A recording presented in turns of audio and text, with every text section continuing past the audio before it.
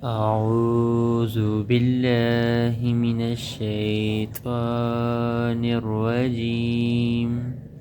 بسم الله الرحمن الرحيم. صلی اللہ علیہ وآلہ وسلم. السلام علیکم ویوز، امید ہے آپ خیریت سے ہوں گے اور میں آج اپنے channel online Quran teaching پر ایک نئی ویڈیو نئے سبق کے ساتھ حاضر ہوں.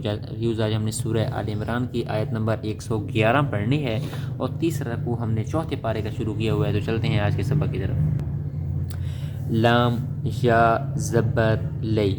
لام اس یا تشدید والی کے ساتھ آ کر ملی، جس تین دندانوں والی شکل کو تشدید کہتے ہیں جو یا کے اوپر آئی ہوئی ہے. تشدید والا لفظ دو مرتبہ پڑھا جاتا ہے، ایک دفعہ اپنے پہلے حرف سے مل کر اور دوسری مرتبہ خود. تو لام یا زبر لئی بنا، یہ نون نہیں پڑھا جا رہی، لام اس یا تشدید والی کے ساتھ آ کر ملی. تو نون کے اوپر جزم ہے، مطلب نون ساکن ہے. نون ساکن کے بعد حروف یرملون میں سے یا آئی ہوئی ہے، تو یہاں پر ادغام کا قاعدہ لگے گا، یعنی ہم غنہ کر کے پڑھیں گے. اب آپ کا سوال ہوگا حروف یرملون کون کون سے ہیں؟ حروف یرملون 6 ہیں: یا، را، میم، لام، واو، نون. اور ان سب کے بارے میں ہم سبق نورانی قاعدے میں پڑھ چکے ہیں، مکمل سبق ہم نے پڑھا تھا نورانی قاعدے میں حروف یرملون کے بارے میں.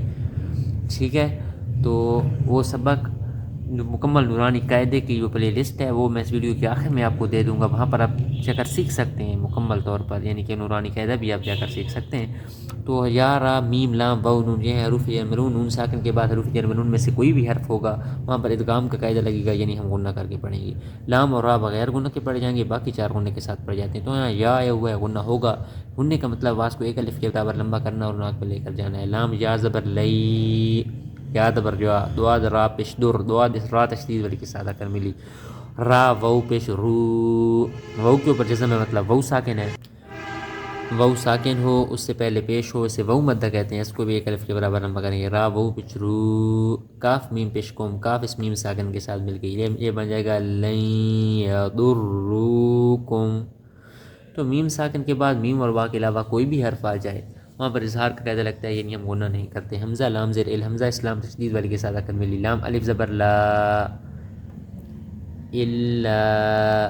یہ لمبا کرنا ہے کیونکہ الف سے پہلے زبر ہوگی تو الف مدہ ایک الف کے برابر لمبا ہوتا ہے، لیکن مد ہے اب زیادہ لمبا ہوگا. لام، لام الف زبر لا، الا. حمزہ زبر آ، زال زبر زا. تو آپ پر وقف کرنا والا ہے، آپ یہاں پر وقف کر دیں. اگر ہم یہاں پر وقف کر دیتے ہیں تو یہ بن جائے گا الا اذا. اگر ہم وقف نہیں کرتے تو یہ بن جائے گا الا اذا. پھر تنوین کے بعد حروف یرملون میں سے واو آئی ہوئی ہے، تو زبر دو زیر دو پیش کو تنوین کہتے ہیں. تو یہاں زبر کی تنوین آئی ہوئی ہے، زبر کی تنوین، یہ تنوین کے بعد حروف یرملون میں سے واو آئی ہوئی ہے. یہاں پر ادغام کا قاعدہ لگے گا، پھر غنہ ہوگا. تو زبر کی تنوین کے ساتھ کہیں الف اور کہیں یا لکھ دی جاتی ہے، یہ نہیں پڑھی جاتی، یہ یا پھر نہیں پڑھا جائے گا. لیکن تو آپ پر وقف کرنا والا ہے، ہم یہاں پر وقف کر دیتے ہیں. تو پھر الا اذا اس طرح پڑھ رہے ہیں ہم. ٹھیک ہے. واو زبر وا، حمزہ یا زیر ای، نون ساکن کے بعد حروف یرملون میں سے یا آئی ہوئی ہے، یہاں پر ادغام کا قاعدہ لگے گا، یہ غنہ ہوگا. حمزہ یا زیر ای، یا پہ یو. قاف الف زبر قا، الف مدہ ایک الف کے برابر لمبا ہوگا، الف سے پہلے زبر ہے، الف مدہ ہوگا ایک الف کے برابر لمبا ہوگا. تا زیر تی، لام واو پشلو، واو مدہ بھی ایک الف کے برابر لمبا ہوگا. لام واو پشلو، کاف میم پشکم. وَإِن يُقَاتِلُوكُمْ اس طرح پڑھیں گے. یہاں پہ یو واو لام زبر وال، واو اسلام تشدید والی کے ساتھ ملی. لام واو پشلو، واو مدہ ایک الف کے برابر لمبا ہوگا. کاف پشکو، میم لام پشمول، میم اسلام ساکن کے ساتھ مل گئی، تو یہ بن جائے گا یولوکمل، یولوکمل. حمزہ دال زبر ادبا، الف زبر با، الف مدہ ایک الف کے برابر لمبا ہوگا. را معقوف کف. یہ علامت وہاں استعمال ہوتی ہے جہاں پڑھنے والے کو ملا کر پڑھنے پر احتمال ہو، یعنی پڑھنے والا کو ملا کر پڑھنے پر احتمال ہو، تو یہ وہاں پر علامت استعمال ہوتی ہے. ٹھیک ہے. تو میں قرآن سے مکمل طور پر آپ کو اس کی تفصیل بتا دیں. یہ دیکھیں سامنے کف، یہ لفظ کف ہے جس کے معنی ہے ٹھہر جاؤ، اور یہ علامت وہاں استعمال کی جاتی ہے جہاں پڑھنے والے کے ملا کر پڑھنے کا احتمال ہو. تو اس کا مطلب ہے یعنی ٹھہر جاؤ. تو ہم وقف کر دیتے ہیں یہاں پر، تو یہ بن جائے گا یولوکم الادبار. فا میم پہ ثم، سا اس میم تشدید والی کے ساتھ آ کر ملی. اس میم کے اوپر تشدید ہو، جس نون کے اوپر تشدید ہو وہاں پر غنہ ہوتا ہے. ہم آواز کو ایک الف کے برابر لمبا کرتے ہیں اور ناک میں لے کر جاتے ہیں. میم زبر ما، ثم.